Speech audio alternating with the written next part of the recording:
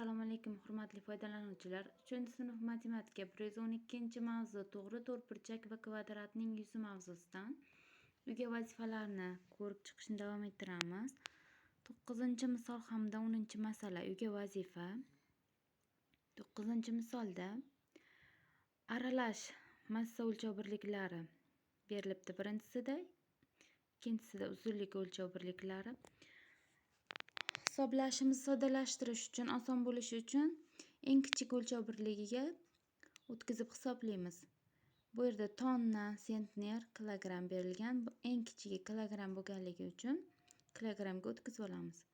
7 tonnamiz 7000 kilogramm, 2 sentnerimiz 200 kilogramm, 34 ni qo'shsak 7234 kilogramm. Hop, mana 7234 kilogramm. Keyingisi 8 tonnamiz 8000 kilogramm, 63 kilogrammni qo'shsak 8063 kilogramm. Mana qo'shamiz ekan bunda. Keyingisi ayiramiz 5 tonna 372 kilogramm. 5 tonnamiz 5000 kilogramm, 372 kilogrammni qo'shsak 5372 kilogramm. Birinchi 7234 ga 8063 ni qo'shib chiqqan natijadan 5372 kilogrammni ayiramiz. Xo'p, javobimiz 9925 kilogramm chiqdi. 9925 ni 5 ga bo'lamiz.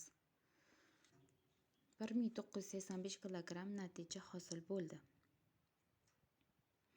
Keyingi misolimiz 76 metr 3 detsimetr 8 santimetrdan ayiring 4 metr 26 santimetr deyilyapti. Eng kichigi santimetr bo'lganligi uchun metr detsimetrlarni ham santimetrga aylantirib olamiz. 76 metrimiz 7600 santimetr. 3 detsimetrimiz 30 santimetr. 7638 santimetrdan ayiramiz. 4 metrimiz 400 santimetr, 426 santimetr. Mana 7638 dan ayiramiz 426 santimetr. 7212 santimetr chiqdi. Endi 7212 ni qavs tashqarida turgan 3 ga bo'lamiz. 7212 ni 3 ga bo'lsak 2404 santimetr javob chiqdi. 10-masala. Yer maydoni to'g'ri burchakli uchburchak shakliga ega. Uning eng qisqa tomoni uzunligi 60 metr, o'rtacha tomoni uzunligi esa 80 metr. Yer maydonining yuzini toping. Mana taxminan mana bu ko'rinishdagi uchburchak bizga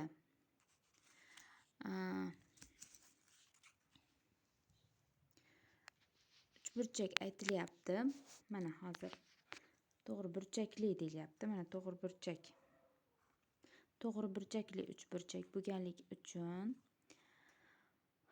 ikkita tomonining uzunligi ma'lum ekan. Eng kichik tomoni 60 metr, eng o'rtacha tomoni 80 metr ekan. Buni yuzini qanday hisoblaymiz? Yuzini hisoblash uchun to'g'ri to'rtburchakning yuzini topish formulasidan foydalanamiz. Mana uzuq chiziqlarda chizib qo'yganimiz sababi bu uchburchagimizning yuzi to'g'ri to'rtburchagimizning mana bu to'g'ri to'rtburchak yuzining yarmiga teng. Yarmiga teng. Mana shu to'g'ri to'rtburchak formulasiga qo'yib yechganligimiz uchun mana buni to'g'ri to'rtburchak qilib siz buni chizishingiz shart emas, sizga tushuntirish uchun chizib qo'ydim. Uzuq chiziqlar bilan. Mana bu bizga asosan mana shu uchburchak kerak. Mana shu to'rtburchakni formulasiga qo'yganligimiz sababli mana shuni teng yarmini olamiz. S teng 60 ko'paytiruv 80. Mana ikkala tomonni ko'paytirib mana formulaga qo'yamiz. 2 ga bo'lamiz. 60 ni 80 ga ko'paytirsak 4800 chiqadi. 4800 ni 2 ga bo'lsak 2400 metr kvadrat. Bu uchburchagimizning yuzi 2400 metr kvadratga teng ekan. E'tiboringiz uchun rahmat. Sog' bo'ling. Video foydali bo'lgan bo'lsa, layk bosib, obuna bo'lishni unutmang.